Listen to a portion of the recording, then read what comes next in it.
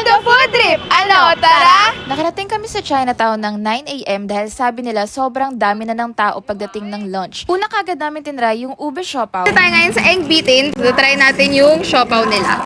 Tinry namin yung asado flavor at sobrang malaman niya at sobrang sarap nung bun. Hindi siya masyadong lasang ube. Nalagyan pa ako ng sauce sa noo ko dahil sobrang kalat ko 10 kumain. out of 10. 10 out of 10 pa rin. Second stop namin ng sikat na restaurant dito na pinuntahan din ng ibang artista. Second food trip, Schwanky. 9 a.m. pa lang pero puno na. Medyo nahirapan kami mamili nung umpisa dahil akala namin pang isang tao lang yung serving dito pero pwede na siya for 2 to 3 persons. In-order namin beef wonton mami at Pinoy fried chicken. No. At Chinoy. Chinoy Sorry, fried chicken. my bad. Isang order lang to pero ganito kadami.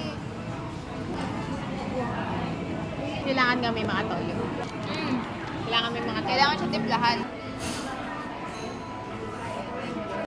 Parang medyo plain yung lasa or di lang kayo marunong magtimpla. Pero try ko yung siomay. Ayoko. Pork and shrimp patay.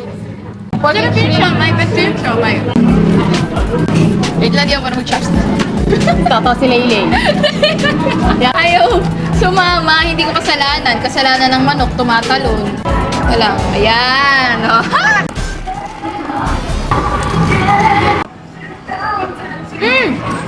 Choking.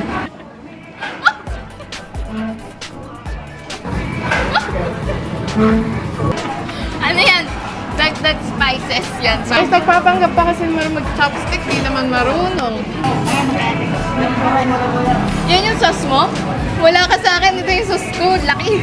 Ang rate namin ni Nelka dito ay 9 out of 10 kasi lumilipad yung manok. At ang next na pinuntahan namin ni Nelka ay ang tinuro niya na natutunan niya sa TikTok University pero medyo labas na siya ng Chinatown. Dongbei Dumpling! Nakita namin yung sticker niya dito. Oh. Pwede mo maglagay yung sarili mong sticker. Akron!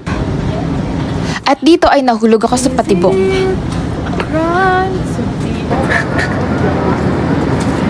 Ay! Sabi mo yung subo ka ng buhok!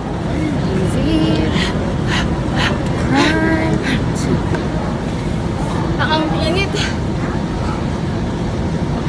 Sarap siya. 10 out of... Hindi. 8, 12. Ay, laki kasi ng wrapper. Para mas ba't yung malaman kasi sarap.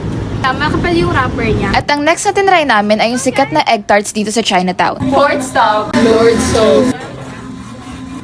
At first time kong makatikim ng gantong egg tart. Masarap. Walang halong biro. Masarap po. At pinatry na rin namin sa aming parents. Maganda yung reaction pag nag-vlog tayo ng ng food vlogger. Nadaanan din namin dito yung sikat na TV at bumili muna kami ng palamig dahil